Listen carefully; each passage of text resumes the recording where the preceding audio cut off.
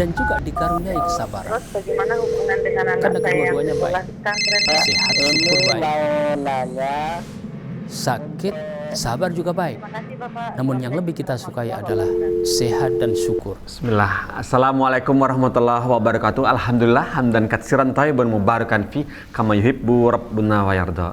Pemirsa Fatwa TV, jumpa lagi kita di acara program live interaktif Tarbiyah Islam. Dan acara ini juga sudah masuk ke episode 11 sekarang. Episode 11, minggu satu kali, berarti sudah 2 bulan lebih ya. Baiklah, Alhamdulillah. Dan acara ini juga dirilai oleh radio anggota Art Visi. Apa aja radionya kita bacakan ya. Pertama radio MDFM Probolinggo, kemudian radio Al Hikmah Banyuwangi, Radio Tua FM Riau, kemudian Radio Amuba Pangkal Pinang, kemudian Radio Sago FM Sumatera Barat, lantas Radio Gema FM Bontang, kemudian Radio Albina AM Bekasi, kemudian Radio Madinah Caruban. Itulah daftar radio yang merilai acara ini secara langsung. Dan bagi pendengar radio, pemirsa televisi tentunya tidak sulit untuk menghubungi kami karena sudah tahu nomornya di layar 021 212 32333. Nah, itulah pendengar radio ya. Kami ulang sekali lagi 021 212 32333 seperti itu. Nah, untuk mempersingkat waktu kita sapa ustadznya. Assalamualaikum warahmatullahi wabarakatuh, Ustaz Zuna. Assalamualaikum warahmatullahi wabarakatuh. Masya Allah. Bagaimana Ustaz? Hari ini kabarnya bagaimana? Alhamdulillah. Alhamdulillah. Khairin. Walillahilhamd. Masya Allah. Semoga antum juga sehat-sehat. Amin, amin, amin. Teman-teman juga di sini alhamdulillah sehat. Kita doa juga pemirsa juga pendengar radio sehat juga agar bisa menambah ilmu bersama Ustadz Nafi Zainuddin Hafizahullah Ta'ala. Baiklah Ustadz, untuk pembuka pertama kali ini acara hari ini adalah ini ada beberapa pertanyaan, kita pancing dari pertanyaan boleh ya Ustadz ya, yang boleh dibilang serupa tapi tak sama, sedikit menyerupai mengenai bagaimana ingin semangat orang tua atau anak-anak yang bisa menghafal Al-Quran. Pertanyaannya ada tiga, ada tiga tapi mirip, saya bacakannya Ustadz ya. Pertama dari Siska Ramadhani di Jambi. Siska bilang seperti ini. Assalamualaikum, saya ingin mudah menghafalkan juz 30 Al-Quran. Bagaimana caranya? Mohon doanya. Itu pertanyaan pertama. Kemudian pertanyaan kedua dari hamba Allah di Banten. Nah, pertanyaan seperti ini. Di manakah saya bisa belajar Al-Quran atau kursus online? Saya tinggal di negara non-muslim. Saya ingin sekali mahir membaca Quran agar bisa mengajarkan putra saya 3 tahun dan suami saya juga mu'alaf. Kemudian satu lagi Ustadz, dari Vivi Ustadz. Vivi itu berbicara seperti ini. Afan, tadi itu nomor 1, 3 dan cukup itu Ustadz. Cukup itu. Nah, dua pertanyaan Ustadz. Afan Ustadz ya, 2 pertanyaan bukan 3. 2 pertanyaan yang ingin bisa semangat dalam bisa menghafal Al-Quran. Baik. Alhamdulillahirabbil alamin.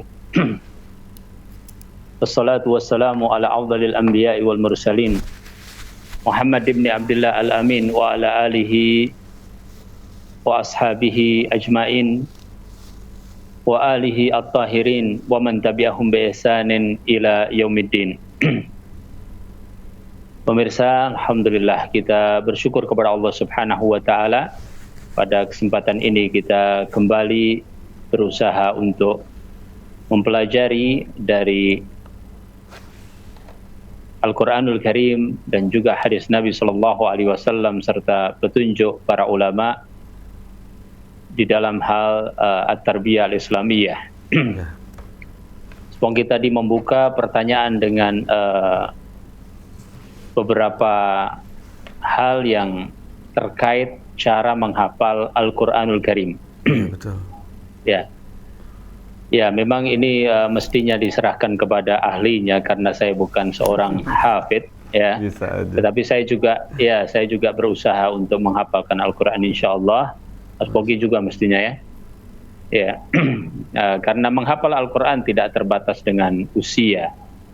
Ya, bahkan Syekh Abdul Muhsin Al-Abbad hafizahullah taala menyebutkan bagaimana beliau ya yang sudah cukup usia dalam menghafalkan Al-Quran. Kemudian para sahabat ridwanu alaihim ajma'in, ya, mereka tidak menghafal Al-Quran di waktu kecil karena belum masuk Islam. Ya, banyak di antara mereka yang menjadi mukri setelah mereka dewasa, kemudian mereka menghafal dari Rasulullah Sallallahu Alaihi Wasallam. Ya, memang usia yang relatif kecil juga terjadi di kalangan para sahabat seperti Abdullah bin Abbas radhiyallahu taala anhum menghafal Al-Quran pada usia 10 tahun. Ya. Alhasil bahwa para ulama pun juga menyebutkan cara-cara di dalam menghafal Al-Quranul Karim, ya. Dan saya baca di buku Kaifa Tahfadzul Quran, ya.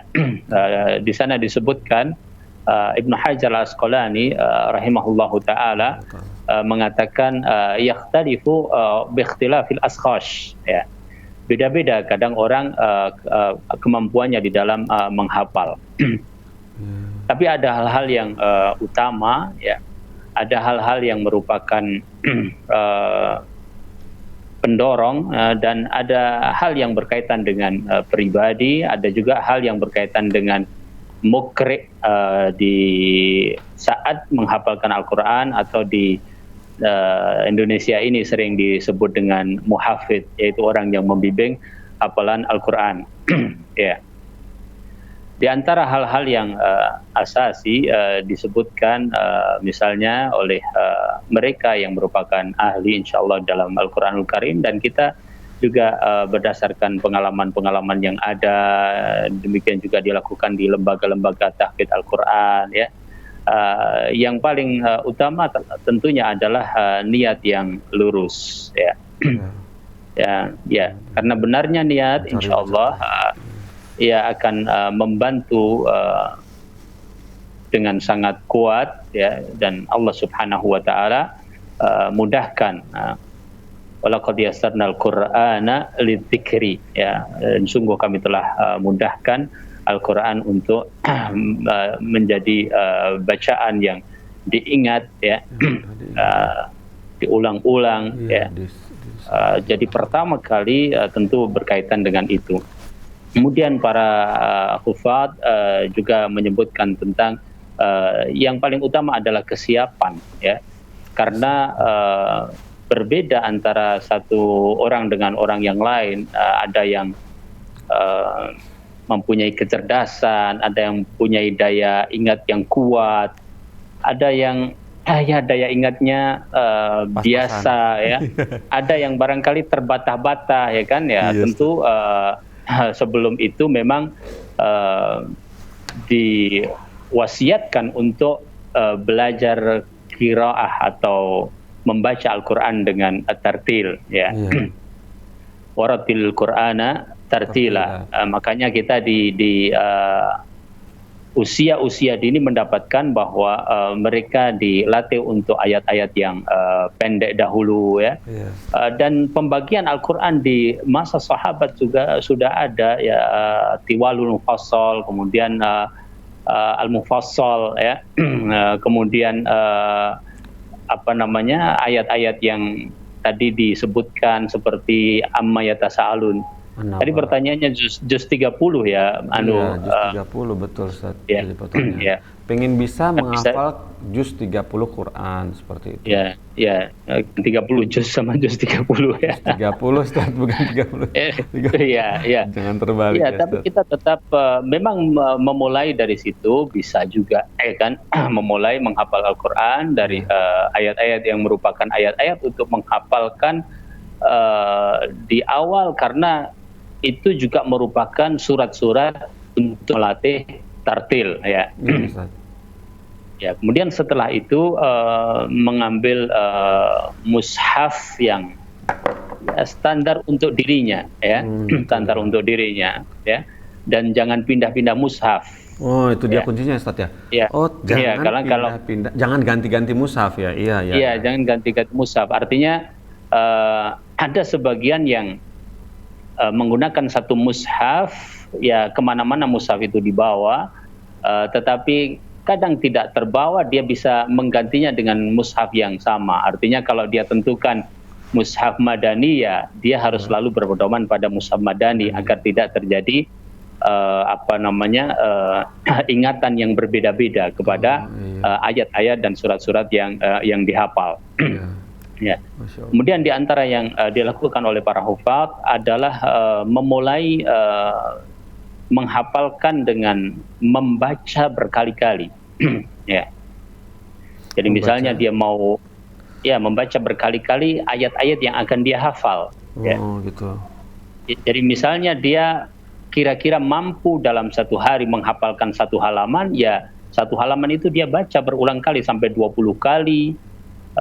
Dengan melihat di mushaf dia baca berulang-ulang, ya, bahkan sampai 30 kali, bahkan sebagian ma'had tahfidz Quran sampai membacanya sampai 40 kali, ya. Karena dengan membaca berulang-ulang itu sudah akan membuat seseorang ingat akan apa yang dia baca. Ya. Kalau misalnya tidak punya kemampuan untuk menghafal banyak, dia memulai dengan misalnya 3 ayat, ya 3 ayat itulah yang diulang-ulang sampai 20 kali, sampai 30 kali atau lebih, ya, karena pada dasarnya demikian. Ada mukri, zaman dahulu ada mukri, ya, sebelum zaman kita ini, ya mereka menggunakan metode diperdengarkan oleh syekhnya misalnya, kan. Kemudian diminta dia untuk menulis, ya kan. Inna alaina jam'ahu wa qur'ana fa idza qara'nahu fattabi' qur'ana, ya. Jadi itulah di antara cara talaki zaman dahulu dan masih berlangsung sampai sekarang, ya. Jadi di antaranya dibaca sampai berkali-kali sampai kemudian dia insya Allah bisa hafal dengan sendirinya, atau setelah itu kemudian dia berusaha untuk menghafal setelah membenarkan bacaan dan mengulang-ulang bacaan itu. Ya, betul. Nah, itu mungkin dia bisa laksanakan di pagi hari, ya, di pagi hari. Ya.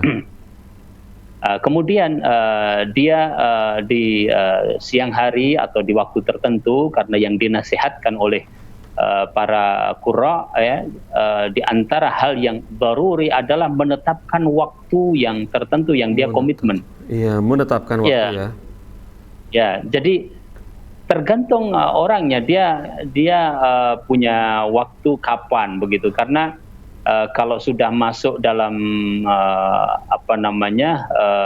barnamij tahfidzul Quran, mungkin sudah dia ikut saja, kan. Misalnya dia masuk ke sebuah pesantren tahfidz atau masuk ke rumah Quran atau apa, pasti dia ikut barnamij yang ada di situ. Tetapi kalau ternyata ya dia berusaha untuk menghafalkan, tetapi dia orang yang bekerja, dia masih punya kesibukan yang lain, ya, maka utamanya adalah bagaimana dia menentukan waktu di waktu kosongnya itu, dan dia komitmen menghafalkan ayat-ayat atau target beberapa ayat yang dia ingin hafalkan di hari itu, ya.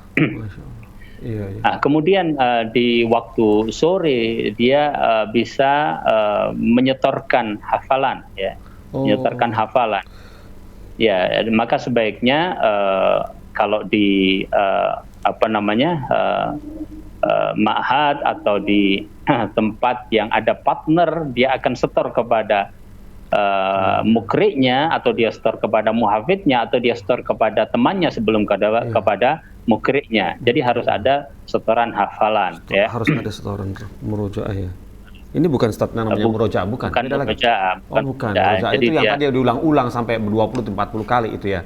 Nanti setelah itu kemudian dia baru melakukan murojaah. Oh ya, ini setor hafalan, ya. Ya, jadi mukri. Dia menyerahkan hafalan itu kepada seorang mukri, ya. Itu mungkin di waktu sore, ya, di waktu sore. Ya. Kemudian di malam hari biasanya mereka para hufaz itu membaca ayat-ayat yang besok mau dihafalkan di pagi hari. Oh, sekedar baca saja, Ustaz? Jadi dia baca ya sehingga dia tertidur. Alhamdulillah memorinya insya Allah mungkin masih berjalan ya, dan nanti pagi hari dia ingin mulai menghafalkan yang hafalan baru hifdzun jadid ya, itu dia sudah dapatkan di malam hari sebelum dia tidur ya. Begitu seterusnya tiap hari. Nanti ada sistem yang membantu dia, yaitu dengan cara murojaah tadi di waktu sore, hafalan yang sudah dia dapatkan ya, kan ada menyerahkan hafalan, kemudian ada waktu sebelum malam hari itu dia bisa murojaah. Kalau ternyata hafalannya itu sudah banyak, maka murojaah itu bisa dibagi-bagi berdasarkan berapa juz atau berdasarkan hizb. Ada beberapa metode yang menjalankan itu ya. Misalnya 1 hizb atau berapa juz ya. Nanti setiap 5 juz maka akan ada ujian ya, sebelum dia menambahkan hafalan dia harus itqan dulu. Dari situ juga kita mengetahui bahwa inti daripada hafalan Al-Qur'an ini adalah melakukannya dengan tidak tergesa-gesa ya. Jadi jangan tergesa-gesa mendapatkan hafalan banyak ya, tapi sedikit demi sedikit, kemudian dia istiqomah menambahkan antara hafalan yang lama kepada hafalan yang baru dan seterusnya. Ada beberapa catatan juga tentang penambahan hafalan baru di mana mengikutkan hafalan yang lama dan seterusnya. Ya. Itu beberapa tips untuk menghafalkan Al-Quran, dan khususnya anak-anak kecil atau bahkan juga orang-orang dewasa kadang harus ya mempunyai apa yang disebut dengan tahfiz, yaitu penyemangat ya. Jadi ada motivasi ya, ada motivasi yang dia kejar. Misalnya motivasi itu adalah tahun ini saya targetnya misalnya katakanlah 15 juz, katakanlah gitu ya. Atau tahun ini saya targetnya adalah 10 juz. Itu termasuk tahfiz mungkin buat orang dewasa, sehingga dia terpacu untuk melakukan itu ya. Karena dengan adanya tahfiz itulah mendorong keinginan kuatnya, sehingga kebosanan kadang-kadang terjadi walaupun hafal Al-Quran gitu.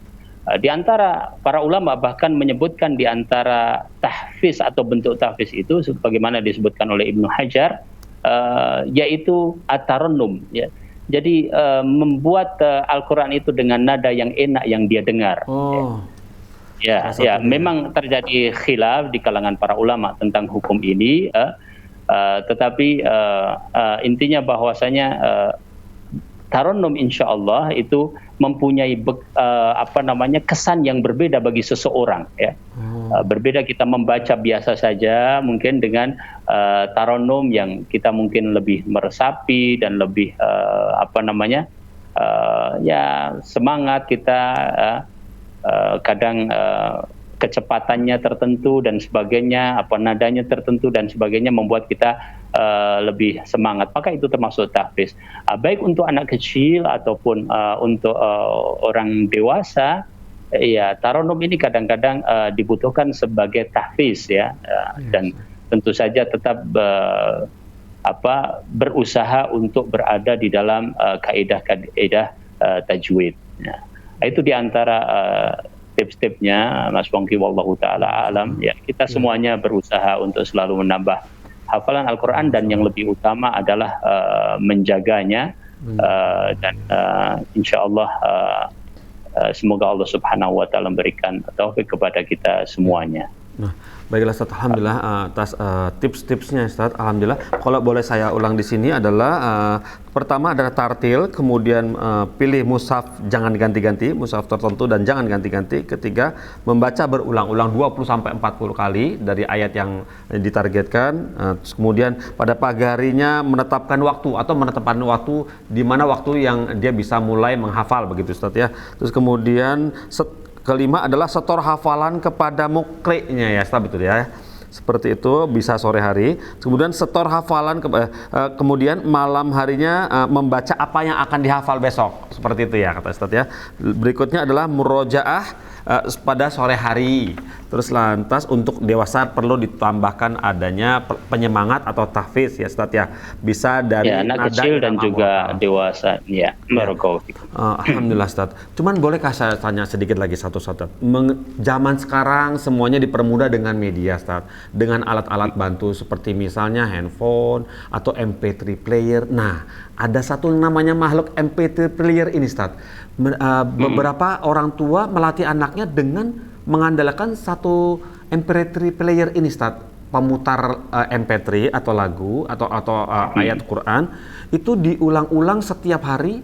Dari mana lebih baik, dengan MP3 itu atau suara ibunya atau gurunya? Kadang-kadang kan sekarang nggak bisa ketemu guru Ustaz, online. Nah, bagaimana Ustaz dengan fenomena seperti ini? Kita nggak bisa pungkiri Ustaz, MP3 player ada di mana-mana. Apakah ini cukup efektif dengan menggunakan alat itu? Jika iya, bagaimana cara menangani untuk pembelajaran melalui media ini? Ya, jika ada mukri, ya, ada seorang muhafiz yang membimbing, tentu itu adalah yang paling utama, ya. Terutama adalah mukri yang mungkin tajwidnya sudah sahih, gampangnya seperti itu kita sebut ya. Itu yang paling utama.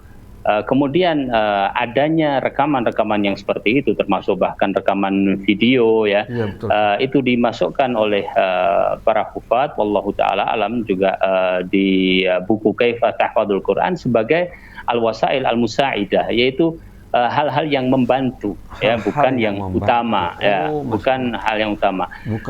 Meskipun ada beberapa kasus ya, makanya juga bisa dikatakan yaqtadifu biikhtilafil ashkhas ya, bahwa orang yang mendengarkan langsung itu kemudian dia lebih mengerti, lebih mudah untuk mengikuti hafalannya ya, sehingga dia lebih cepat. Nah, kalau dia misalnya mendapatkan dirinya lebih cepat dengan seperti itu, maka boleh-boleh saja, apalagi kalau MP3-nya atau rekaman-rekaman audionya itu adalah memang sudah dari mereka para qari yang sudah mu'tamad dalam masalah qiraah, karena seperti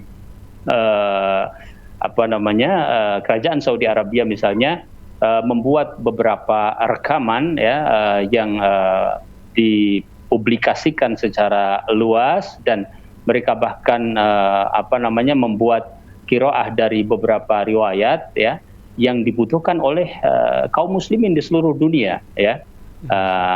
Jadi itu merupakan satu hal yang sangat membantu.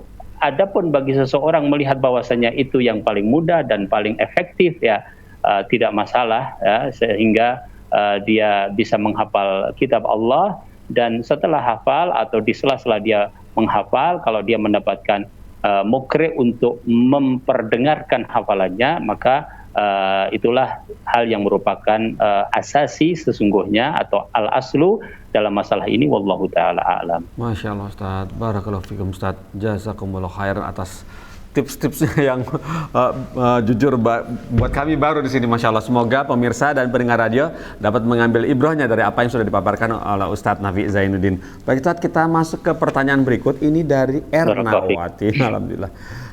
Ernawati Syalatin, domisili di Malaysia Ustadz. Nah, alhamdulillah. Seperti ini, pertanyaannya seperti ini. Apakah boleh menyekolahkan anak perempuan dalam kurung kuliah di universitas umum di mana muslim dan non-muslimnya bercampur baur di negara yang mayoritas muslim seperti Malaysia?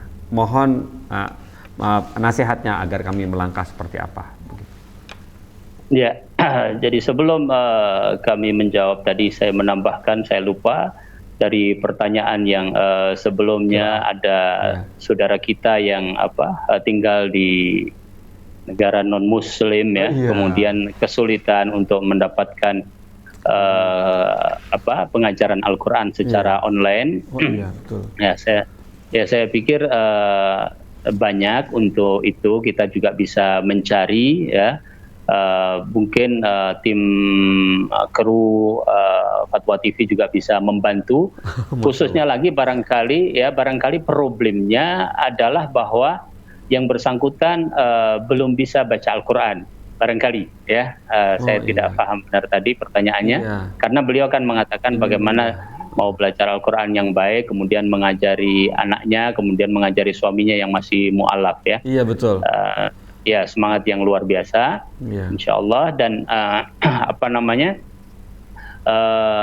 kalau problemnya itu memang belum bisa baca Al-Quran, dan dia adalah orang Indonesia, bisa jadi metode-metode yang di Indonesia lebih tepat dan mungkin bisa diarahkan oleh kru di Fatwa TV, insya Allah ya, kirimkan pesan kepada yang bersangkutan, ini alternatif online dan sebagainya. Ya, wallahu taala. Siap.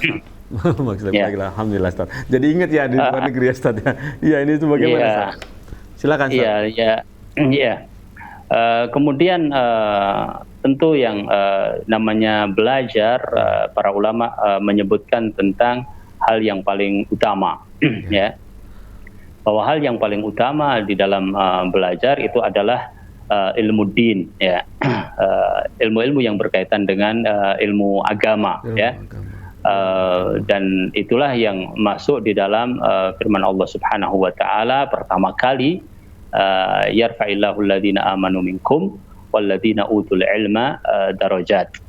Dan ada beberapa ilmu agama yang merupakan fardu ain, ya. Kemudian ada beberapa ilmu agama yang merupakan fardu kifayah, ya. Kemudian yang kedua barulah ilmu umum. Ilmu umum ini catatannya adalah bahwa selama ilmu umum itu bermanfaat untuk Islam dan kaum muslimin, maka baik saja untuk dicari, ya, dimanapun, ya, dimanapun, tentu dengan menjaga adab-adab syar'i. Oleh karenanya kalau satu tempat misalnya tidak bisa menjaga tentang ikhtilat, ya, usahakan cari tempat-tempat yang tidak ikhtilat. Dan saya kira sekarang sudah banyak alternatifnya. Semoga juga di tempat beliau yang menanyakan ini, kadang tidak adanya ikhtilat itu mungkin benar-benar ruangan yang terpisah, atau kadang-kadang ruangan yang hanya dibatasi oleh sekat-sekat tertentu, ya. Bahkan juga mungkin jarak yang jauh antara laki-laki dan perempuan gitu. Artinya apa? Sebisa mungkin perkara ikhtilat karena memang perkara yang haram, ya, dijauhi, apalagi kalau kemudian menuntut ilmu yang bisa diperoleh di tempat yang lain atau tidak sampai kepada perkara yang wajib, ya. Nah, kita berusaha agar apa yang kita cari juga mendapatkan barokah dari Allah Subhanahu wa taala. Allahu taala alam. Masya Allah Ustaz, seperti itu dia jawaban Ustaz. Alhamdulillah, barakallahu fiik Ustaz. Alhamdulillah, baiklah. Ini berikutnya adalah pertanyaan dari Ibu Vivi di Jawa Tengah Ustaz. Bismillah, Assalamualaikum warahmatullahi wabarakatuh Ustadz Nafi. Semoga Allah menjaga dan merahmati Ustadz dan keluarga kaum muslimin seluruhnya. Ana mau bertanya mengenai kewajiban memberi nafkah kepada anak yang diasuh ibunya setelah bercerai. Apabila seorang bapak tidak memberikan nafkah kepada anaknya dengan alasan ibunya mampu secara finansial, apakah dibolehkan? Lantas, padahal bapak ini juga punya harta dan berniat menikah lagi dengan seorang wanita yang membawa anak juga. Bagaimana hukumnya seorang bapak tidak memberi nafkah tersebut? Apakah benar status si bapak kandung tersebut berhutang dan akan dimintai pertanggungjawabannya di akhirat? Mohon pencerahannya Ustadz. Jazakumullah khairan. Wa iyyakum barakallahu fikum. Mas Foki, mohon dialihkan pertanyaan ke Ustadz. Ya, Ustadz. Ustadz siapa? Musyafa misalnya, Ustadz Dr. Ustadz Musyafa, nah, Masya Allah. Ustadz Musyafa, hafizahullah taala, atau Ustadz yang lainnya. Baiklah, alhamdulillah. Jazakallah Ustaz. Baiklah, berikutnya kita skip. Pertanyaan berikutnya adalah dari Ibu Titin, Ustaz. Dari Ibu Titin itu di Jawa Timur, ingin bertanya seperti ini. Assalamualaikum warahmatullahi wabarakatuh, Ustadz Nafi. Saya mengeluh tentang anak saya sudah kelas 6 SD. Mau melanjutkan ke pondok, tapi susah sekali menghafalkan juz 30 ini sama Ar-Rahman, dan saya sering marah-marah karena anak saya suka malas-malasan dan suka gurauan. Jadi saya sering terkena vertigo. Bagaimana caranya ini? Subhanallah. Stres, Ustaz. Insyaallah. Iya, begitu kondisinya. Nah, yang tadi pengen belajar Al-Quran, yang ini susah nanganin anak. Seperti itu, Ustaz. Iya. Mohon nasihatnya. Iya. Nanganin anak tapi dalam rangka hafalan Quran, ingin masuk pondok kalau nggak salah tadi pertanyaannya. Iya, betul. Ya. Masuk pondok. Ada target-target harus hafal berapa juz gitu, Ustaz. Ya, mungkin begitu ya. Jadi orang tuanya yang stres. Ya. Ya, pertama tentunya menjaga kesehatan kita dalam rangka keberlangsungan pendidikan lebih penting ya. Iya, Ustaz, bagaimana? Kalau kemudian sampai vertigo dan sebagainya, nanti tentu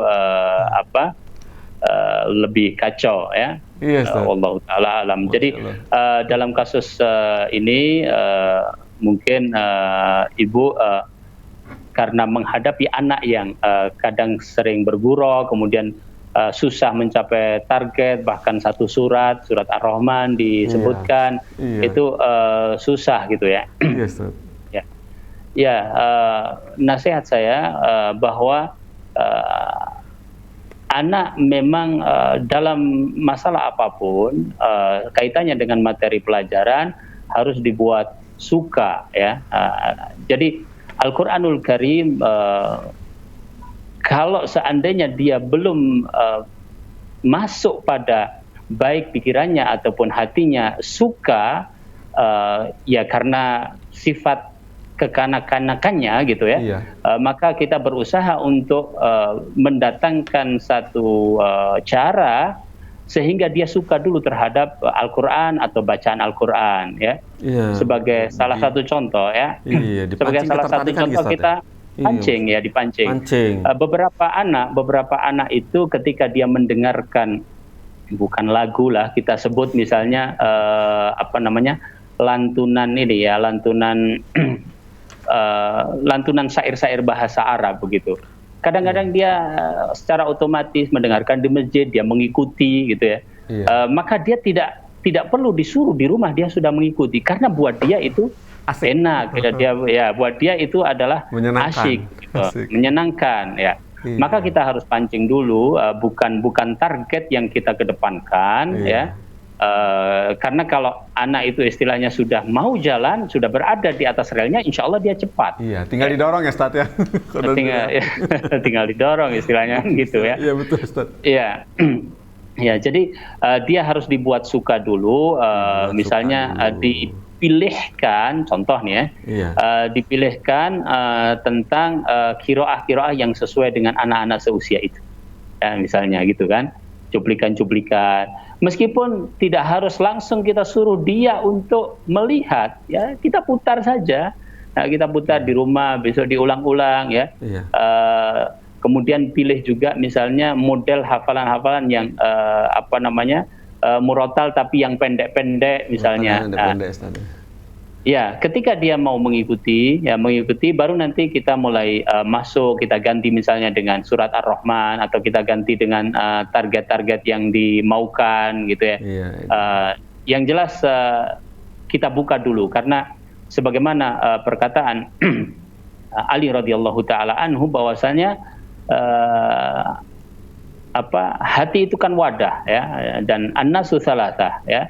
Manusia itu ada 3, kemudian mereka yang alimun rabbani, kemudian yang al-muta'allimu ala sabili an-najah, kemudian yang ketiga adalah hamajun ru'a. Nah, Ali radhiyallahu ta'ala menyebutkan tentang wadah ini, ada orang-orang yang Masya Allah ya, seperti alim rabbani karena sudah sampai kepada ilmu, amal dan juga dakwah. Ada yang muta'allimun. Nah, ini bagaimana wadah itu dibuka dulu, ya. Ketika wadah atau hati itu dibuka, kemudian terbuka, baru isi itu insya Allah akan masuk kepadanya dan biidznillah ta'ala akan lebih lancar. Ya. Kalau sebagaimana pernah saya katakan, kadang-kadang materinya sudah tidak masalah, apalagi menghafal Al-Quran kan jelas itu harus menjadi prioritas. Iya. Tetapi kadang-kadang cara yang jadi masalah, kan gitu. Iya, teknisnya. Ya. Teknisnya ketika cara memberikannya itu salah, anak menjadi antipati atau menjadi bahan guruan, begitu kan? Ya, yang penting senang dulu, suka dulu, baru insya Allah nanti masuk, ya. Dan untuk menjadikan senang, ya ibu jangan sakit dulu. Jangan stres dulu, ya. Jangan sakit dulu, ya. Vitamin apalagi dulu. Kalau sampai marah-marah, yang anaknya itu pahami adalah bagaimana pendekatan ibu itu marah, itu juga sudah tidak suka anak, kan gitu. Iya, ya. Dia sudah cenderung lari. Wallahu ta'ala alam. Semoga Allah berikan. Amin. Ya. Allahumma. Barakallahu fiik, Ustaz. Alhamdulillah. Baiklah, ini baru saja detik ini saya buka, langsung ada pertanyaan masuk, Ustaz, di hotline WhatsApp Fatwa TV. Seperti ini pertanyaannya. Kita masih memiliki waktu 8 menit, insya Allah semoga Ustadz bisa menjawabnya. Dari Ina di Jakarta, Ustadz. Usia saya, Assalamualaikum warahmatullahi wabarakatuh, Ustadz Nafi. Usia saya 13 tahun. Saya kelas 3 SMP tahfiz, menghafalkan Quran dan ada beberapa pelajaran diniyah. Selama belajar di rumah, saya tetap menghafalkan Quran lalu menyetor hafalan ke musrifah via telepon. Selain itu, saya juga diberi pekerjaan rumah oleh umi saya, seperti jemur pakaian, cuci piring, menjaga adik-adik kecil. Nah, saya sangat kesulitan membagi waktu antara menghafal, belajar diniyah, dan membantu pekerjaan rumah yang disuruh oleh umi saya. Lantas, bagaimana ya Ustadz? Bilang ke umi saya ini supaya nggak tersinggung. Gitu. Nih, iya. 13 tahun yang nanya nih. 13 tahun ya. Iya. Iya.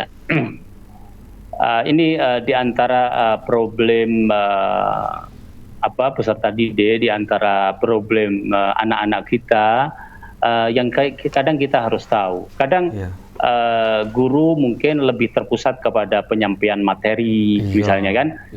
Kadang orang tuanya juga lebih berfokus kepada bagaimana dia mengikuti pelajaran semuanya dengan baik gitu, tanpa dilihat masalah-masalahnya. Tanpa dilihat masalah-masalahnya.